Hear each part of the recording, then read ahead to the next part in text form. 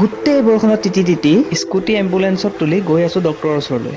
Hello' guys, মই ধীৰাজ। এইবাৰ ভাদ মাহত মোৰ লগৰকেইটাৰ লগত গৈছিলোঁ গোলাঘাটত থকা আঠখেলীয়া বৰনামঘৰলৈ। ৰাতিপুৱা প্ৰায় 6 বজাতে চুলি তুলি কাটি গা পা ধুই পায়স আৰু চাহ খাই ওলাই লৈছোঁ আঠখেলীয়া বৰনামঘৰলৈ। ইয়াৰ পৰা মোৰ লগত যাব দীপক। ই তাৰ ঘৰৰ পৰা আমাৰ ঘৰ আহোঁতে প্ৰায় 1 ঘণ্টামান লেট কৰিছে। ঘড়ীৰ ঘণ্টা কাটা 8 আৰু মিনিটৰ কাটা 9 পাওঁতেই আমি আমাৰ ঘৰৰ পৰা যাত্ৰা আৰম্ভ কৰিছোঁ। ঘৰৰ পৰা ওলাই ফাৰ্ষ্ট কাম হ'ল ৰিফিউল।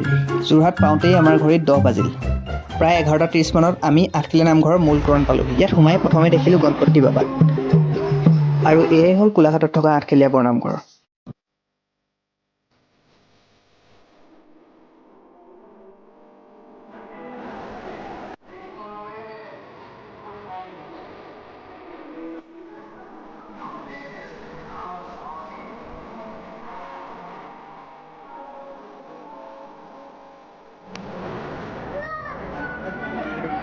ইয়াত চাকি ধূপ জ্বলাই প্ৰায় 1.5 ঘণ্টামান থাকি ঘৰলৈ বুলি আমি উভতিলোঁ। কিন্তু ৰাইজ আহি থাকোঁতেই আমাৰ স্কুটিৰ চকা নুঘূৰা হ'ল আৰু আহি গ'ল দবা পিটা বৰষুণ। তাৰপিছত আৰু কি, টেম্পু এখনত তুলি গেৰেজলৈ বুলি আনিলোঁ।